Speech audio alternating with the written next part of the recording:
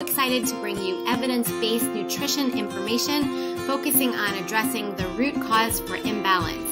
Food has the power to help you achieve lifelong optimal health without the side effects of prescription medication. Subscribe on Apple Podcasts, Spotify, or any other podcast platform. I am Stacy Seslowski, Functional Nutrition Registered Dietitian. And I am Leah Grace Barrick, Functional Nutritionist. Hey everyone, and welcome to the Power of Food podcast. We have a very special guest with us today, Dr. Alka Patel. Dr. Patel has 20 years of experience as a medical doctor. Her drive to succeed professionally used to consume her life, and the consequential burnout almost killed her. After spending weeks in a hospital bed, she realized the importance of prioritizing her own health and nourishment. Dr. Alka now advocates for individuals and businesses alike to make compassionate lifestyle changes in order to foster health, happiness, and workplace wellness. She knows that health is not only an asset, but also a skill, and she hopes to help others discover, notice, and activate their own needs. Today, we're going to talk all about how to proactively live longer, healthier, and happier. Welcome to the podcast, Dr. Patel. Hello. I'm so excited to get chatting. Well, we're so excited to have you. We have so many things that Stacey and I were chatting before we got on. We're really excited to dive into. We haven't really talked about any of this on the podcast yet, so this is really exciting and new for our listeners. And I would love to start off by you just telling us kind of how you got into this work on, aging, age reversal, proactively living your life rather than kind of living it as a passenger, and kind of go from there. Oh, that's a really good question to start with. I think for so many people, it is your pain that ultimately drives your passion. So many of us have backstories. So many people I talk to have stories that become their drivers. And for me, you alluded a little bit to it in that lovely intro. It was very much that place of burnout that I found myself, that I didn't intend to find myself at all. I don't think people start with that intention when they're sort of driven to be the best mom and the best doctor and the best wife and the best friend, that all of that standard setting takes you to a place where you really do burn out and all your passion, that fire is taken away from you. And it was through that I think I discovered that actually I didn't know how to resolve. I didn't know how to get better. I didn't know how to get back on my feet. As you said, I was in hospital for quite some time with sort of multi-organ shutdown, and so many people giving so much advice. Eat this and move like this and sleep more and exercise more and don't do this. And it's so overwhelming to know what to do when it's really about taking care of yourself, that whole notion of self-care. And I constantly talk about senseless self-care versus strategic self-care. And I found myself doing the senseless things, which is what everyone was telling me to do, and realized that actually a lot of my patients were doing exactly the same thing. They were coming to me for a fix, which initially was in the form of a pill because I only had 10 minutes and that was the fastest fix I could give you. And then that penny drop moment when I realized that actually this is negligent care. This is not me being the doctor that I wanted to be at the age of 18 when I walked into medical school and thought, yes, I want to help people. It sounds so cliche, but it really isn't when it comes from the heart. And so I took a big switch into thinking about what helped me in terms of strategizing my self-care and how I could enable my patients to feel exactly the same, which took me away from that traditional primary care GP role of a pill for every ill, and really helping people to understand that actually your health is in this podcast it's in your hands, isn't it? I love the way you describe that journey, because I feel like every practitioner who enters like the more functional medicine or integrative, platform, has that have that individual, that personal experience that just opens their eyes to, wait a minute, what I was doing before doesn't help. It's not helping me. And where do I even begin to start to see this like other way of doing things and not just using, a pill for every ill? what I'm just curious, like, it's so overwhelming in the beginning too. You're absolutely right. It's like, where to even begin? Like, what kind of advice might you give to somebody who is not even in the medical world and doesn't have maybe the access to some of the information that maybe you did? Where do you tell somebody like where to begin in their process of healing? Yeah, and again, another super interesting question, because I can relate this to my own journey as well, is that when I didn't know what to do, what did I turn to? And in fact, it was a few years later, but what I decided to do was to hold myself accountable to my own self-care. And I did this in a very simple way through social media. I had no idea what Instagram and Facebook were a number of years ago, but I held myself accountable to cataloging my journey, for every day to be something in my day that translated into caring for myself. And through that, and through all the conversations I had with patients, I think probably over 250,000 patients I've looked after, I actually put together what your listeners will find on my website, which I call the LQ test, which is your lifestyle quotient. So rather like your IQ to understand your intelligence and your EQ to understand your emotion, your LQ enables you to understand your lifestyle. And I've identified 10 very, very key areas in your lifestyle that you really need to optimize in order to be your happiest, healthiest self and live the longest life. And I discovered some of these elements through my own journey. And one of the key ones was L for life's purpose. It's an acronym that spells lifestyle, and the L is life's purpose. Because what I knew about my patients, I knew everything about them. I knew where they were going on holiday, how many children they had, where they went to school, what their lives were like. But the one thing that I never asked them in my career was, what drives you? What motivates you? What matters to you?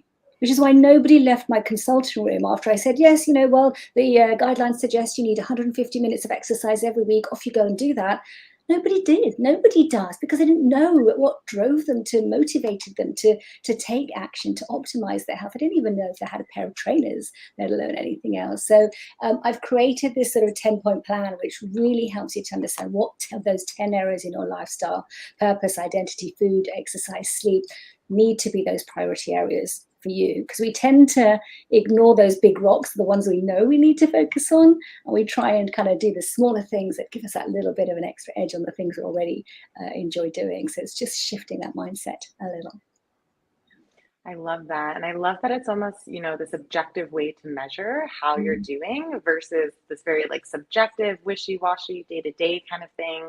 And I know you mentioned you use a lot of data to help drive health choices and health style intervention, lifestyle intervention, that kind of thing. Can you talk a little bit about that? I know, CGMs, which our listeners probably might not even know what that is. Do you use those in your practice? And rings, wellness rings, there's so much coming out, bracelets, Whoop, like all of that. So I'd love to hear, if you use that in your practice, how so, what you found that to be helpful with, and that kind of thing. Yeah, great. No, I'm so glad you brought this up, and kind of leading into that sense of quantification of the things that we almost already know. You know how you're feeling. Am I sad? Am I happy? Am I angry? If you pause to understand that. But the moment you put that on a scale, how happy am I right now? -10 to +10. All right, maybe a +6. But what am I going to do to nudge that to a +7? Suddenly you've got somewhere to go with it. And that's what I love about the sort of quantification of health and the quantification of yourself as well. I think there are very soft, sort of emotive, qualitative markers that we use, but they don't give us a big enough nudge to kind of move in the right direction. Sorry, you could probably hear my little dogs in the background there. So yeah, which is why I've sort of really started to use a lot more data to encourage health choices, because I'm sure you'd agree, we're living in an incredible time, aren't we? We've got access to so much bio data about ourselves that we didn't have a decade ago, 2 decades ago, a century ago. And here we are right now. We've got technology and AI and light-based technology and metabolic analysis and genetic testing and all sorts of gadgets and tools at our disposal to now use to our advantage. So rather than letting them control us, how can we use data and gadgets and tools to actually take very, very positive and personal health steps? Because I think the one thing I found through my medical practice over the years was a very sort of need to have a population approach. So almost a one size fits all. Here's a cholesterol lowering medication. Here's a statin because your cholesterol is too high. And here's something else to protect your heart because you're at risk of heart disease. But really understanding your own individual data gives you so much insight into your sort of moment to moment choices as well, which is great. So yes, we can talk about CGMs, continuous glucose monitoring, if that would be helpful. So your listeners may have seen these. These are little sensors sensors that are often worn by patients with diabetes, particularly if they're needing insulin. And the technology has evolved so much for people with diabetes who are living with diabetes, from those finger prick blood tests and assessing how much insulin you need to inject, from very easy to use sensors that you can put on your arm and literally take your phone and tap, and you've got a really accurate reading for what you need to do next in terms of your food choices and your medication choices as well. So the question then arises is, how helpful is this for those who don't have diabetes to be proactive, as you said in the title of this show, to be really proactive about your health? And the one thing I've found is that with continuous glucose monitoring, it makes health fun. It makes actually food fun. It makes your choices fun, because I'm sure you'd agree we often, and it is serious, of course health is serious, but we add a real weight to the seriousness of health by not letting ourselves enjoy what we're doing, particularly when it comes to fun, to food. There's such a debate, isn't there? I'm sure you've had this throughout your podcast and conversations with others, all these debates about food. We're all talking about it at the bus stop over dinner, in the evenings, at night. We're all constantly talking about food and have an opinion about it. So I do really like to utilize data to personalize food choices, to make food choices fun, and to consider things beyond food that are affecting you as well. So I guess sugar, I mean, a lot of people know about sugar, and it's sort of, yes, it's the bad guy and no sugar. And there's a little bit of demonizing around sugar as well, isn't there? Is that the sugar and the carbs, and we should avoid those at all costs. But what's really important is that for yourself how sugar affects you, how carbohydrates affect you, how different plates of food affect you, because none of us will have the same response at all. So these lovely little devices, they don't even need a needle to inject into you. It's a little filament that you can attach with as a sensor on your arm. They're actually picking up the sugar levels in what's called your interstitial fluid. So it's the fluid that is going in between your blood cells. And that tells you your responsiveness to either what you've just eaten or how you've exercised or how you're metabolizing sugar. And if you do this, you'll actually learn so much about yourself, things you didn't even know, things that you'd made assumptions about. I know me and my husband did this quite recently. We both ate the same baked potato for a meal, and his sugar went whoosh, had a really high spike. Mine didn't. It was the same baked potato. And so it begs the question, is that what's the difference here? What's at play? Is it age? Is it just your different metabolism? Is it your different energy levels? Is there genetics at play? And there is all of that. And so you can't really make the assumption. So using data, using your own information, you'll find that, I don't know if you've ever come across something called the Hawthorne Effect. That's something you're familiar with. So the Hawthorne Effect, for your listeners, is the effect that being watched has on you. And the moment you're being watched, you change your behavior. Mm-hmm. And we do this, and there's lots of great research studies that have been done on this as well. I must share one with the listeners. There's a university in the UK called Nottingham University, and what they found on this campus was they found that there were a lot of bike thieves around, lots of bicycle thefts. So they identified the 3 key areas on campus where the most thefts were taking place on. And what they did is they put these posters up on the walls in these 3 areas. And the poster was simply a poster of a pair of eyes looking outwards and just the words, "Cycle thieves, we are watching you." And what happened in these 3 areas was a 62% reduction in the number of thefts, simply by virtue of being watched. And so being watched has a big effect on what you do. And so you can use that, the Hawthorne Effect, to your advantage when it comes to your health. You can allow your sensor, your CGM, your continuous glucose monitor, to watch you and utilize that information to change your behavior. I can guarantee you, when you see that sugar spike, you won't want to reach for the chocolate or the cake. You just won't, because there's data there that's giving you information about yourself, and the highs and the lows and all of it. So really, really useful. So it's something that I use with my clients a lot. We'll put on monitors for 2 weeks out of every month, and I find that people, those first few weeks, it's a discovery period. They're just kind of understanding food and how it affects them more. And the next time they put it on, the next month, they're just much more intuitive in terms of their kind of food choices, and it makes a big difference, because we know high sugars, it affects diabetes influences heart risk, cardiovascular risk, risk of developing Alzheimer's as well, cancers, gut health. It all comes back to your sugar response. So a really, really important thing to track for sure. Yeah, it definitely adds that level of accountability. And I almost feel a little fearful of putting it on, because then, I'm actually going to know what my diet is doing to me, and maybe I'm going to really realize how many changes I need to make. But also, exactly how you said it, like takes away the guessing piece to it, and it personalizes the information that you're getting. There is no one size fits all, and that baked potato could be a great food for one person, and it could impact another person in somewhat of a negative way, depending on their ability to control blood sugar. And I think that's where people get so confused, understandably, is because, you search information online, and, you see an expert's telling you to do one thing, and then you go on another website and it's other experts and they tell you to do the exact opposite thing. And I always say the reason you see these contradictory in types of information is because they are trying to put everyone in like sort of this protocol, this box where everybody is the same, and no one is the same, Yeah. I'm also really glad that you emphasized the many different types of conditions that are connected to not being able to best or optimally control your blood sugar.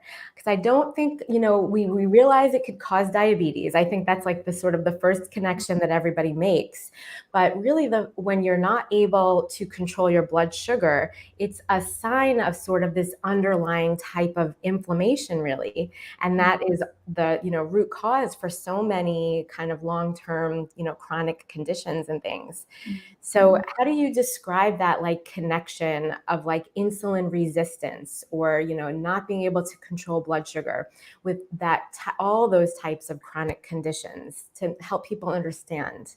Yeah, I mean, there's a number of pathophysiological processes that are going on. You mentioned inflammation as a key process, and that is at the root of, I think, the majority of physiological responses that are triggering pretty much everything else going on in our bodies. And I love this word inflammaging as well, because again, one thing listeners probably aren't familiar with is that it's the inflammation that then speeds up and accelerates aging. So actually what you're doing by not really optimizing your sugar is triggering those inflammatory responses in your body that mean that you create an accelerated aging pathway. And who wants that? You want it to be the opposite and really, really slow that down. And your sugar metabolism is a very key way of doing that. And you talked about optimizing as well. And I think it's really important for us to think about that, because we all want good health, but what we should be aiming for is great health.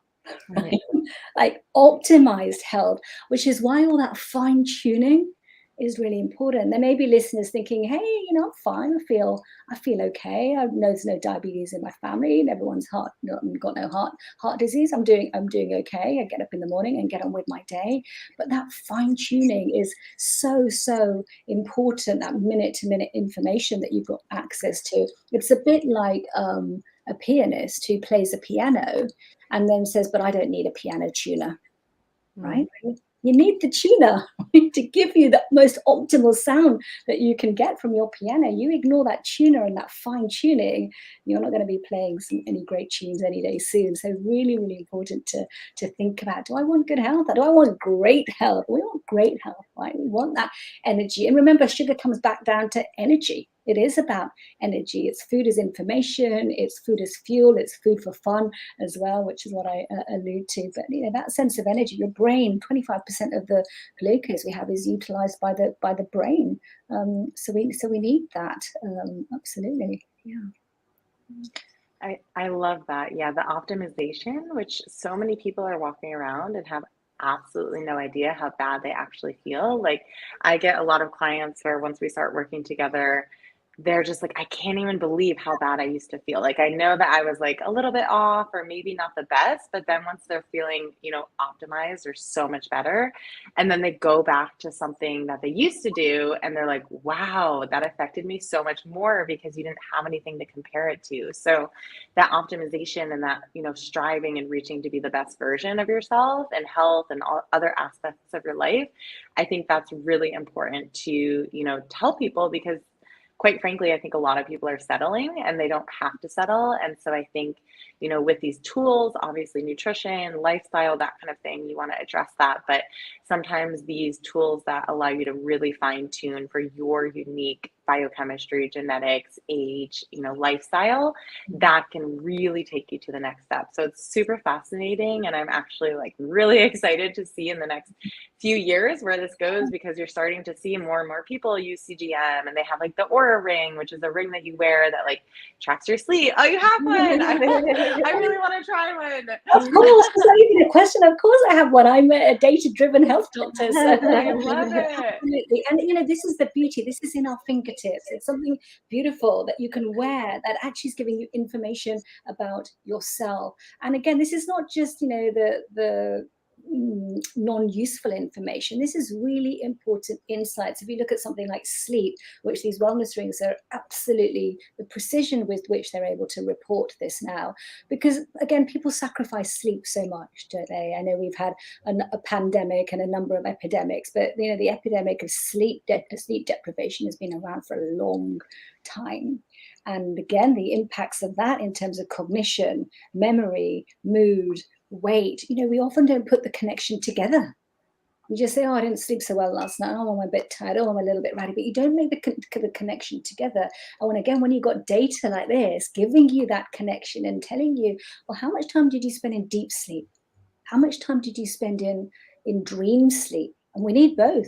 Right? We need the dream sleep for the memory and the cognition processing. We need the deep sleep for the gut regeneration. All of these are important functions. But you wake up too early, you miss out on a whole load of dream sleep. You go to bed too late, you miss out on a whole load of deep sleep. So it's really important to really think about quantity and quality of sleep, and data devices like the rings are really kind of leading the way into this. And I genuinely believe, just like we're now getting used to things like fitness trackers and step counters and things, and many people have got another device, things like your we're getting used to that. I do believe CGMs and wellness rings are going to become as commonplace, because that important prevention piece is so key. And not just prevention, we're not just living to prevent ourselves from getting ill, we're living to be proactive in our lives and be our most sort of energetic, vital versions, aren't we? Yeah. Totally. Yeah. And I like we've been talking about, I think it just serves as that much more motivation, where if someone sees, oh, they had some wine before bed, like how did they sleep versus not having wine and taking a bath, or like even blue light before bed and how they slept, and all of these things that you don't feel like, if you don't have the data, that it's actually making that big of a difference. But I've heard from people, that have these things where it's like, wow, I notice a huge difference. And then I look at my phone and I look at the stats, and it's like so much more motivation for me to really do the things that make me feel amazing and feel really good. And to your point with the prevention thing, like I would hope, that we get to a place where with our healthcare model, like there's so much more emphasis on these prevention trackers and really helping, more people get CGMs. Before we got on, Stacey and I were talking about that, because at least in the US, I think it's pretty tricky to get one unless you're actually diagnosed with diabetes or pre-diabetes. I know there's some companies out there that do offer them. I'm not quite sure how that works, but I would hope that it would turn into the kind of thing where like anyone can just go and get it and, find out for themselves and take their health into their own hands, because really that's gonna, save the healthcare companies, so much money and just like make everyone that much healthier. So yeah, it's really fascinating. I think the prediction now is sort of 1 in 10 people currently have, talk about diabetes with sugar, but that's the sort of current. I mean, that is only set to rise. The number of millions of people that are destined to have diabetes in the next decade is incredible. And I think you're right. Hopefully, companies are doing a lot more to make these devices much more accessible, and they certainly have in the UK. And I know there's issues around insurance in the US, and in the UK we have the NHS and free access to certain things, but not to everything. But we can now buy the CGMs directly. They're not licensed as such for non-diabetes use, but as you say, the information is there waiting for us. And I certainly know for myself. I mean, it's a choice. There are choices in life, and we choose which ones we make. And I know this is another debate that we could be having. But I, for example, I used to go and get my hair blow dried every week because I loved that, and I loved someone looking after my hair. And I made a choice to swap out the money that I would spend on my weekly blow dry to the money that I'm going to spend on a CGM. And so I purchased them and used that because actually that's really, really important to my health. And yeah, I can wash my hair. Your hair looks beautiful. A little bit tongue in cheek, but I'm just sort of, the point I'm trying to make, I think, is just we have choices, and you have to know your motivator and your driver that is going to drive you to really want to optimize the health in the way that we've been chatting about today. Right? I think it's another important piece to this is a benefit of having this kind of CGM data early on, like way before you're ever diagnosed with pre-diabetes or diabetes, is that when we just see the little imbalances, when we catch them way earlier than they ever show up on like a routine blood work as high blood sugar, if we can catch these things earlier on, they are much easier to reverse, so we're really talking about preventative medicine here versus, just reactive, once you're diagnosed. Yeah. And one of the tests your doctor would do to sort of check your sugar control as such is the test called the HbA1c, which gives you an indication of what the range has been perhaps for the last 3 months or 6 months. But what it doesn't tell you is what all that variability was like. And it's the variability that then is causing the lows, are causing the brain fog, and the headaches, and the real highs are causing the damage to your blood vessels and the lining of your carotid intima, the lining of your blood vessels. And you won't get that answer by just having a once a year annual health check or something like that from your doctor. So, there's even more poignancy about this whole preventative piece. No one wakes up one day and just has diabetes. No one wakes up in the middle of the night and just has an MI or a heart attack. Those telltale signs have been there for a long time. And what we can now do is capture the data about ourselves in a really fun and interesting, personalized way that strategizes self-care, so that you've got all that intelligence. Your body's sending you signals out constantly, isn't it? Those hunger signals, the satiety signals, your mood signals, your energy signals, the number signals that we can now capture as well. So it's our job to utilize it all. Yeah. To bring you back to something that you said much earlier on in the podcast, where you said that some of the first steps in self-care is to kind of wake up in the morning and ask yourself, what is driving you? And I'm curious if we sort of connect that topic with what we're talking about now with data and measuring your CGM. And from somebody that has a CGM, like, do you feel that you can kind of connect your mindset to these results on your CGM? Like, do you feel that, because I'm always, thinking about that kind of question, like, what is your mind really in charge of your physical self? And are your ailments, is it like mind over matter type thing? Like, what comes first, your physical issues or your mindset, or vice versa? So I'm wondering how you can connect those kind of two different things. Yeah, and I've asked that same question to many of my clients as well. And some people are driven by their physicality. And once their physicality changes, their mood changes, then the motivation changes. And others are driven by the motivation and the mindset coming first to allow the physicality to change and be different. But in terms of kind of understanding that a little bit more. What I do and what I coach most of my clients to do as well, we talk about sort of really setting your intention as soon as you wake up in the morning. That first thing that you do when you wake up is to really understand your driving force for the day and to set that tone for your day as well. So there are 6 little questions that I ask myself every morning. I've been doing this for a long time. It doesn't take very long, so I'll quickly share that if we've got a bit of time. But it's a little formula I have, which is called Dreams to Success. So the D is the question that says, what difference, D for difference, what difference do I want to make to someone today? The R is ready. So how ready am I for the day ahead today? The E is energy, which may fit well with what we've been talking about, is what energy do I want to radiate out to the world today? And then you'll know that depending on what energy you want to radiate, you're going to have to take some steps to do that. So that's DRE. The A, and again, this may point us in the right direction as well, is what affirmation am I making about myself today? I am energetic, I am healthy, I am calm, I am kind, I am grateful. What is that affirmation about myself that I just want to flavor my day with today? And you can sprinkle that throughout the day. And M is the motivation. What is motivating me today? And S is self-care. What is one thing I'm doing for my self-care today? So these are 6 little questions that don't take more than a minute or 2 in the morning. They're the first thing that you ask yourself, and then you can really set the day and get out of bed with a smile on your face once you've asked yourself these questions every morning. I love that. And I love all your acronyms. I think that's so great to help you remember. But also, I think so many people, and sometimes I fall into this trap as well, like you wake up and you just roll out of bed and you like dive into your day and you don't take a moment to reflect and really set the stage and set your energy. And I love that you include affirmations. I use those a lot with clients too, because they're so powerful.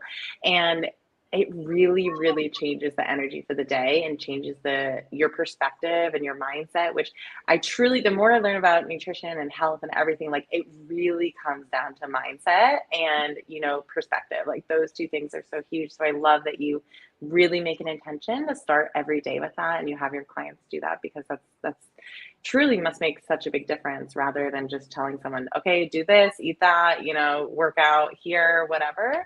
That might work for the short term, but I think for sustainable lifestyle changes, people end up, quote, falling off the wagon. And so, setting the stage earlier and really creating it more of a lifestyle and mindset, I think is really powerful. So that's awesome. I know you had mentioned, we talked about inflammation and aging, and I know you work with working on like biological aging and helping people kind of decrease their biological age.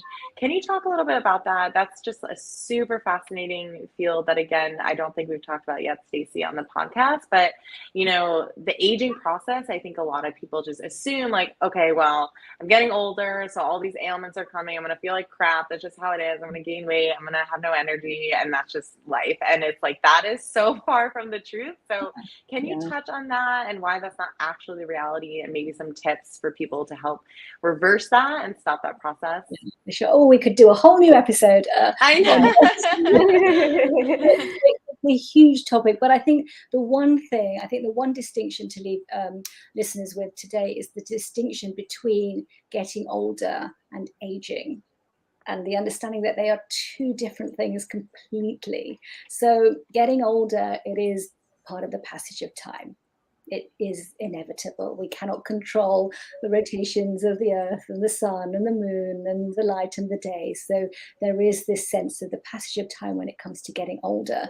But aging is very, very different. Aging is a physiological process. Aging is your chromosomes breaking down. It's your cells reacting. And that physiology is something that we have so much control over. And it all comes down to what we've been talking about on this show already, which is your lifestyle. Your lifestyle is that one trigger for inflammation, which then triggers inflammaging. And there's a lot of sort of scientific conversation going on now about how the disease is aging, and then it's aging that then results in the diabetes and the heart disease and the cancers and the depression and the anxiety. So if we could change that aging process, which we can now because we can measure it, not just by the candles on your cake, but measure your cellular level aging, which is what I do, which is paramount. It's one of the key sort of vital signs. I call them your vital signs that I measure in all of my clients. And you won't get your ordinary day-to-day GPs who've been used to traditional medicine doing this, but there's a reason that I do it, is I measure your biological age, again, because of the data and the number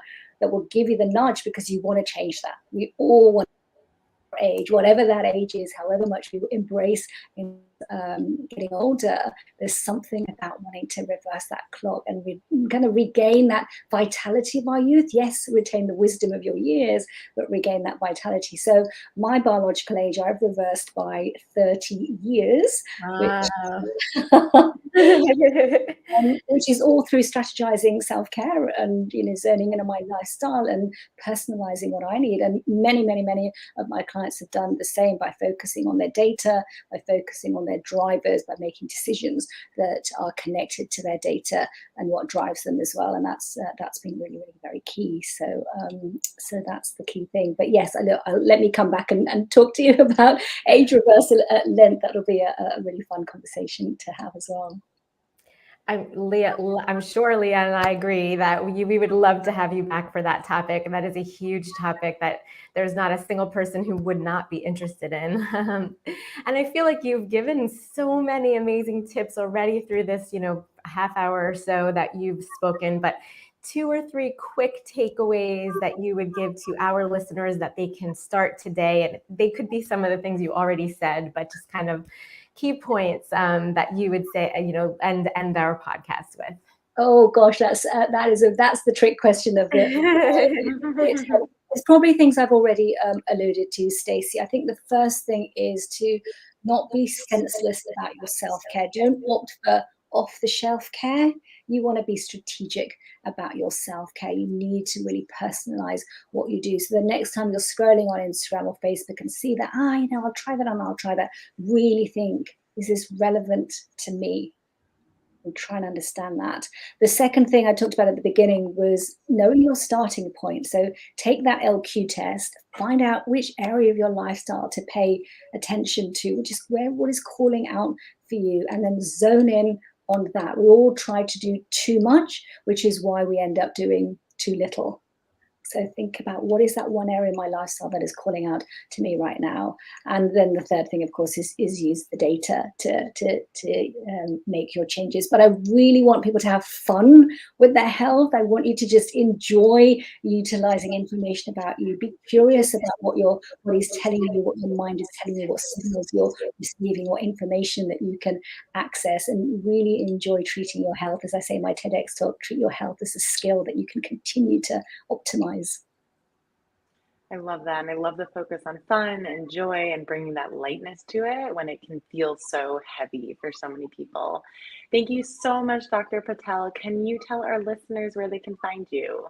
Yes, of course. So my website is dralkapatel.com. So that's going to be the easiest place to find me. There's a contact me button on there. Very, very happy to chat to anybody who wants to get in touch. All my socials as well, Dr. Alka Patel UK. So you can message me through those as well. Those will be the easiest places to find me. Thank you so much for being here. You've explained everything so beautifully, and your passion is just so contagious. So I think our listeners are really going to appreciate the information you shared. And like I said before, we'd love to have you back on talking about inflammaging and aging and longevity and all of that. So thank you. Have a good rest of the day, everyone. Thanks so much for listening. If you found this episode helpful, we'd love if you left a rating and review and shared it with someone else who would find it helpful. You can find more information about Leah at gracefunctionalnutrition.com and get in touch with her through email at leah@gracefunctionalnutrition.com or on Instagram at gracefunctionalnutrition. To find more information about Stacey, you can find her at healfromfood.com, email her at Stacey@healfromfood, or on social media at healfromfood. See you next time.